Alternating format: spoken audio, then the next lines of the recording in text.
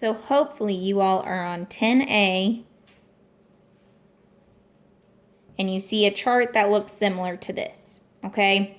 So it says they wanted us to list the factors of 12 and then the multiples of those factors. And we're going to list those multiples until we get to 12 because that's the number we're dealing with. I'm using a different color just so you can see that there's the difference between my writing and the chart, okay? So when we look at factors, remember we're always going to start with a 1. So we always know that 1 times the number gets us that number. So I'm going to start with my biggest and end, or my smallest and end with my biggest. So I'm going to put my 12 down here. 1 times 12 gets me 12, okay?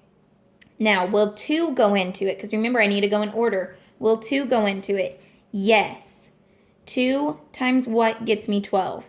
2 times 6. Awesome. Now, make sure you're putting these in the right spot. Remember, I want my smallest number at top, my biggest number at the bottom, okay? Now, what 2 numbers am I missing? That blank times blank gets me 12. 3 times 4. Awesome. Great. So we listed our factors of 12. Now we need to list the multiples of those factors, okay? So remember, we're going to list the multiples until we find 12, and when we find 12, we're going to circle it, okay? So what is a multiple of 1? Well, 1 times 1 is 1. 1 times 2 is 2. 1 times 3 is 3. 1 times 4 is 4. 1 times 5 is 5. 1 times 6 is 6. 1 times 7 is 7. 1 times 8 is 8. 1 times 9 is 9. 1 times 10 is 10. 1 times 11 is 11. And 1 times 12 is 12. I got to 12, so I'm going to circle it. Make sure you did that. If you need to take a second and pause between these, do that. Now we're going to list our multiples of 2 until we get to 12. So we have 2 times 1 is 2. 2 times 2 is 4. 2 times 3 is 6. 2 times 4 is 8. 2 times 5 is 10. 2 times 6 is 12. Oh, there's my 12. I'm going to circle it. Okay, now I'm doing my multiples of 3. 3 times 1 is 3. 3 times 2 is 6. 3 times 3 is 9. 3 times 4 is 12. There it is. I circled it. Did you circle yours? Good. Now we're doing our multiples of 4. 4 times 4, or 4 times 1 is 4. 4 times 2 is 8.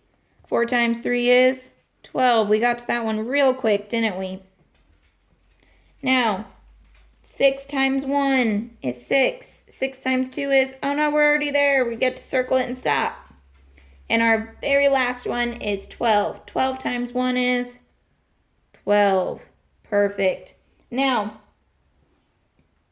the fun thing to look at this is if we look 1 and we get all the way to our 12th factor is 12, right? 2 times 6 we said gets us 12.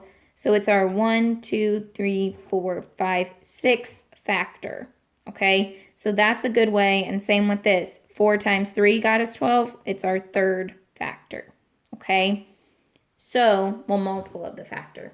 So that's a good, easy way to look at that and remember that, okay? So it says, is 12 a multiple of each of its factors? Yes, it is. We just proved that. You can get 12 from each factor. If you can't, then it's not really a factor, right? So you can multiply each of the factors of 12 by a whole number. So our reason is that you can multiply each factor by a whole number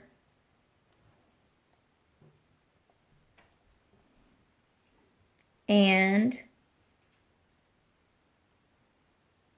get 12. So that's our answer. When you have that, go ahead and turn the page and look at page 42.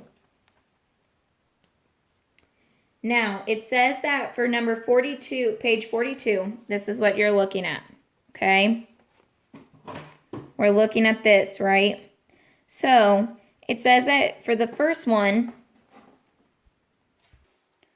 for the first question, you are going to write these numbers in order from least to greatest. For the second one, you are going to write the number given the directions here. For our third one, you're going to make it a true number sentence by adding less than or greater than. Here, you are going to find the value of the digit 8 in the number below. So this one is 800,000 because it is in the hundred thousands place. For number 5, you are going to write each number using digits. Okay, so that means they gave you the word form. You are going to write it in standard form. Okay. Here it says to write this number in expanded form. So if I gave you the number, if I gave you 537, expanded form would be 500 plus 30 plus 7, right? That's expanded form. Then I want you to also look at your math boxes and do numbers 1 through 4. That's a good practice, okay? Okay.